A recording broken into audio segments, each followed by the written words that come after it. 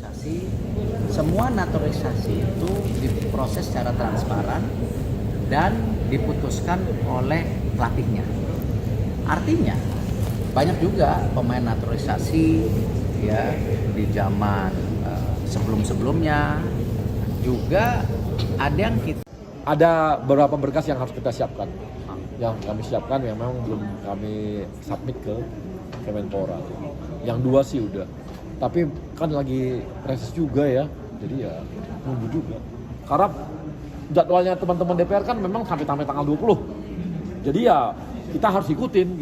Ditandatangani oleh Ketua DPR. Setelah itu langsung bisa diproses pelantikan dan KPS.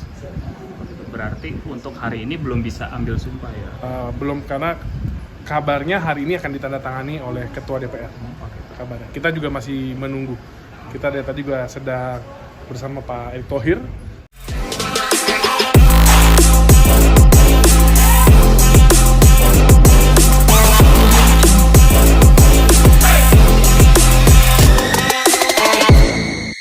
Erick Thohir resmi umumkan Timnas Indonesia, bakal kedatangan 2 striker naturalisasi baru proyeksi babak 4.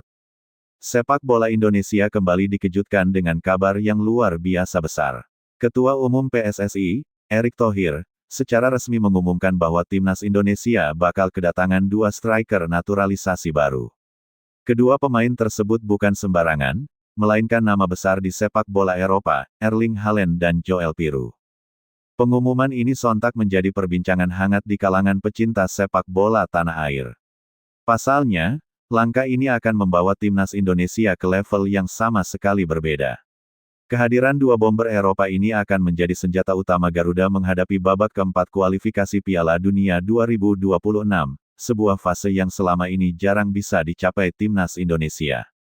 Dalam keterangannya, Erick Thohir menegaskan bahwa proses naturalisasi ini adalah bagian dari strategi besar untuk mewujudkan mimpi Indonesia lolos ke Piala Dunia. Ia tidak ingin langkah besar ini dianggap sebagai sekadar sensasi. Menurutnya, PSSI hanya akan mendatangkan pemain yang benar-benar mampu memberi dampak nyata di lapangan. Kita tidak asal ambil pemain. Kita cari yang benar-benar bisa membuat timnas naik kelas, ujar Erick. Dengan nada optimistis, ia memastikan bahwa Erling Haaland dan Joel Piroe sudah masuk dalam proyeksi besar skuad Garuda untuk babak keempat kualifikasi nanti. Nama Erling Haaland jelas tidak perlu diragukan lagi. Striker Manchester City itu dikenal sebagai salah satu penyerang terbaik dunia saat ini. Di usianya yang masih muda, ia sudah mengoleksi puluhan gol di Premier League, Liga Champions, dan berbagai kompetisi bergengsi lainnya. Haaland adalah tipikal striker yang mematikan. Tubuh tinggi besar, kecepatan di atas rata-rata, naluri gol luar biasa, serta kemampuan duel udara yang kuat menjadikannya senjata pamungkas di lini depan. Kehadirannya dalam skuad Garuda akan mengubah peta kekuatan sepak bola Asia. Bayangkan saja, bek-bek dari Jepang, Korea Selatan, Arab Saudi, hingga Iran yang terbiasa menghadapi striker Asia, kini harus berhadapan dengan bomber yang rutin membobol gawang klub-klub raksasa Eropa. Sementara itu, Joel Piroe juga bukan nama sembarangan. Penyerang muda Belanda yang kini memperkuat Leeds United di Championship Inggris ini dikenal sebagai penyerang tajam dan pekerja keras. Saat masih membela Swansea City, Piroe mencetak lebih dari 20 gol dalam satu musim, sebuah catatan impresif untuk usianya. Keunggulan Piroe adalah fleksibilitasnya. Ia bisa berperan sebagai striker utama, second striker, bahkan winger jika dibutuhkan. Mobilitasnya tinggi, ia rajin turun membantu lini tengah sekaligus cerdas membuka ruang bagi rekannya.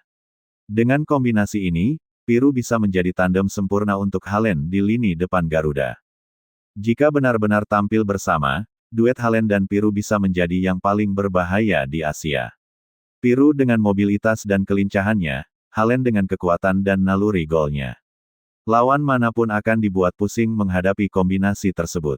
Pelatih bisa memainkan formasi 4-4-2 dengan Haaland sebagai target man dan Piroe sebagai pendamping yang lebih dinamis.